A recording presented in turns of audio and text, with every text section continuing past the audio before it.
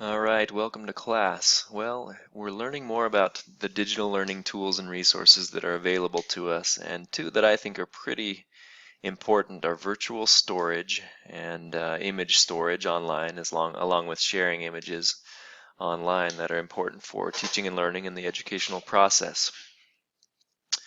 So again, this is what we're learning about this week, is virtual storage and sharing images, and the readings for this week include chapters 7 and 19 from the textbook.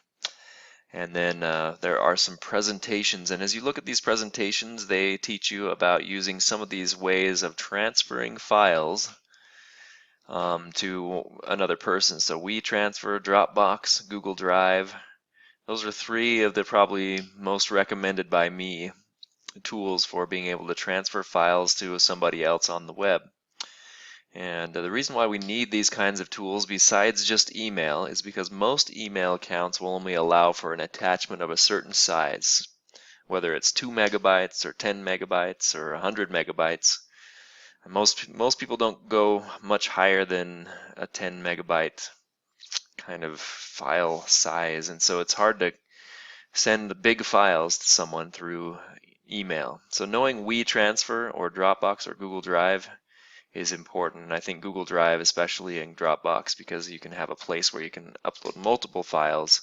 WeTransfer is more of a tool for just sharing one file once. It doesn't really do anything more than that. But if you happen to have the need just to share a file with someone that you don't think you'll be continuing to share files with ever again, then WeTransfer is a great tool as well. And then finally, photo sharing, how to use Flickr and using Google Photos. And I think Google Photos is probably the one that I would recommend from those two because it's newer. And again, Flickr is more about artists sharing their photos with people, with the world. But Google Photos is more about the everyday person sharing photos with people. So then after you've learned about those things, the discussion for this week requires you to upload and share a file with the rest of the class. And that means using Google Drive or Dropbox or WeTransfer if you want to. But I'd suggest that if you're a teacher, Dropbox and Google Drive are probably the best ones to share. And then upload share an image using Flickr.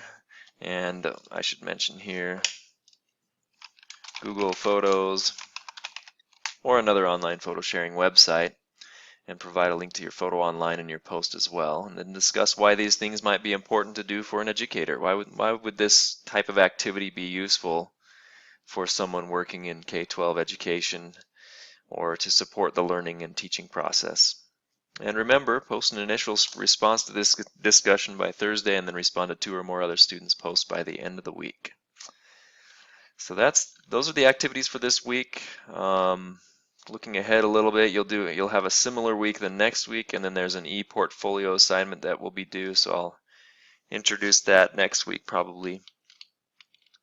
But yeah, this week you'll share an image in a file, and we're learning about virtual storage and sharing files and images.